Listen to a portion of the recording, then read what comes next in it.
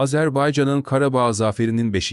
yıl dönümü Iğdır'da kutlandı. Iğdır Valiliği ve Azerbaycan Kars Başkonsolosluğu'nun işbirliğinde gerçekleştirilen etkinlikte Türkiye ile Azerbaycan arasındaki kardeşlik bağları ön plana çıktı. Programda Azerbaycan'ın ünlü sanatçıları Sadrayeva ile Elgiz Aliyev'in sunduğu birbirinden güzel muam dinletileri ve daha sonra halk dans gösterileri izleyicilere hem duygusal anlar yaşattı, programa katılanlar Karabağ Zaferi'nin gururunu paylaştı.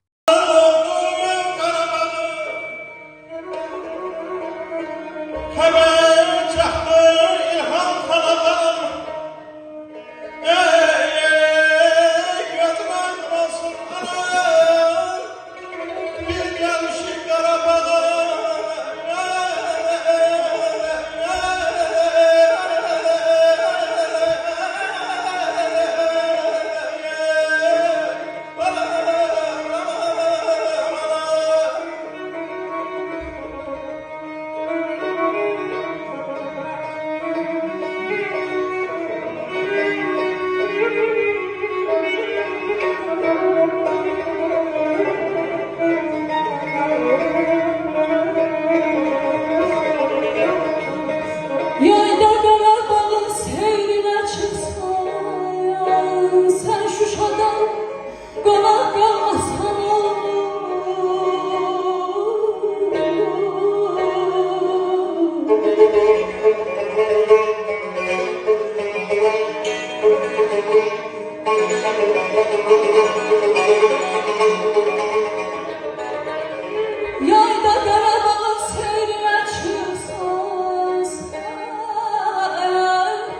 Şuşada qonaq qalmasan olur.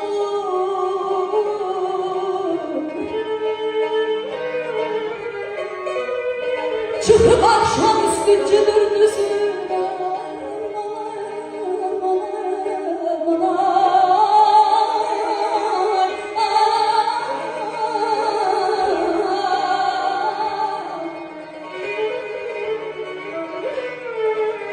Çıxıb axşamüstü gedir düzünə, ay belə Vaqifin könlünü yormasın.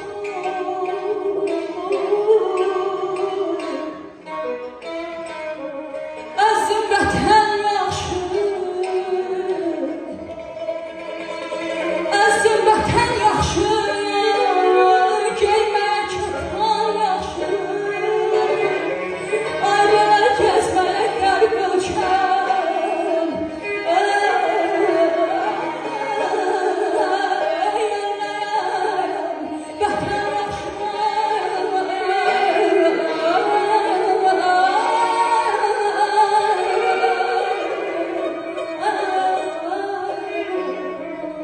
Qarabağı almışıq biz, zəfər yolunu salmışıq biz.